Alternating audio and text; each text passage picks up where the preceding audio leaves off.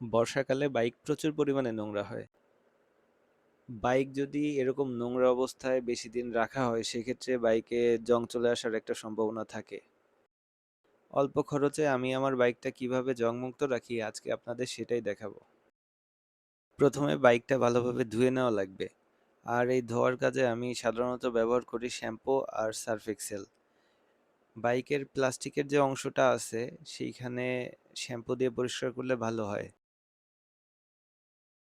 Shampoo দিয়ে বাইকের উপরের অংশ যদি পরিষ্কার করা হয় সেক্ষেত্রে বাইকের গ্লেজটা ভালো থাকে। ধরেন টাঙ্কি বা হেডলাইট এই অংশগুলো সবসময় আপনি শ্যাম্পু দিয়ে পরিষ্কার করার চেষ্টা করবেন। আর বাইকের নিচের যে অংশগুলো আছে যেমন টায়ারের রিম, তারপরে ইঞ্জিন বা লোহার যে জিনিসগুলো আছে সেগুলো সবসময় সার্ফ এক্সেল দিয়ে পরিষ্কার করা ভালো। বাইক পরিষ্কার করতে আমার ভালোই লাগে। আমার নিয়মিত বাইক পরিষ্কার করা হয় না যদিও, তারপরেও আমি যেদিন বাইক পরিষ্কার করার উদ্যোগ নেই সেদিন বাইকটাকে একদম চকচকা ফকফকা করে ফেলি। এবার আসি বাইকের চেন পরিষ্কারের বিষয়ে। বাইকের চেন পরিষ্কার করা কিন্তু যথেষ্ট রিস্কি। চেইন পরিষ্কার করতে যে কিন্তু যে কোনো সময় আপনার হাত কেটে যেতে পারে, সো সাবধান। চেইন পরিষ্কার করা যে ব্রাশটা আছে ওইটা আপনি যতদূর সম্ভব দূর থেকে ব্রাশটা ধরে রাখবেন শক্ত করে, যাতে কোনোভাবেই চেনের ভিতরে আপনার হাত না আটকায়। আমরা বেশিরভাগ মানুষ চেনে পোড়া ইঞ্জিন অয়েলটা ব্যবহার করি। এই পোড়া ইঞ্জিন অয়েলটা ব্যবহার করলে চেনে প্রচুর পরিমাণে ময়লা জমে। চেনে যদি ময়লা থাকে সেক্ষেত্রে আপনি বাইক চালিয়ে কখনোই তৃপ্তি পাবেন না। তাই চেনটা সবসময় চকচকা ঝকঝকে রাখার একটু চেষ্টা করবেন। বর্ষাকালে চেনে খুব দ্রুত জং চলে আসার একটা সম্ভাবনা থাকে। আপনি যদি চেন পরিষ্কার করার পরে নিয়মিত ডিজেল স্প্রে করেন সেক্ষেত্রে চেনে আর জং আসার কোনো সম্ভাবনা থাকবে না। আমার বাইকের বয়স ৩ বছর। এই ৩ বছরে আমার এখন পর্যন্ত বাইকের চেন পরিবর্তন করা লাগে নাই। আর আমি এই পর্যন্ত বাইকটা চালাইছি প্রায় ৩৩,০০০ কিলোমিটার।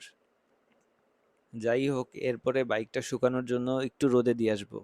বাইকটা শুকানোর পরে দুইটা পরিষ্কার কাপড় দিয়ে বাইকের ডিস্ক দুইটা ভালোভাবে ঢেকে দিব, কারণ ডিজেল স্প্রে করলে যদি ডিস্কে লাগে তাহলে কিন্তু ব্রেক করলে ব্রেকে কাজ হবে না যতক্ষণ না পর্যন্ত আপনি ভালোভাবে আবার ডিজেলটা ডিস্ক থেকে পরিষ্কার করবেন। বাইকের লোহার যে অংশগুলো আছে প্রত্যেকটা জায়গায় ভালোভাবে ডিজেল স্প্রে করে করে দেব। ডিজেল স্প্রে করলে হবে কি আপনার বাইকটা দেখতেও চকচকা হবে, আর যেখানে যেখানে জং আসার সম্ভাবনা ছিল জংটা কেটে যাবে। সব জায়গায় ভালোভাবে ডিজেল স্প্রে করার পরে বাইকটাকে কিছুক্ষণ রোদে রেখে দিবেন। প্লাস্টিকের যে অংশগুলায় ডিজেল লাগবে সেই অংশটা খুব ভালোভাবে মুছে রাখবেন, তাহলে বাইকটা দেখতে আরো অনেক নতুনের মতো লাগবে। আপনাদের একটা জিনিস দেখাই দাঁড়ান, সিটের নিচেও জং পড়ে দেখেন।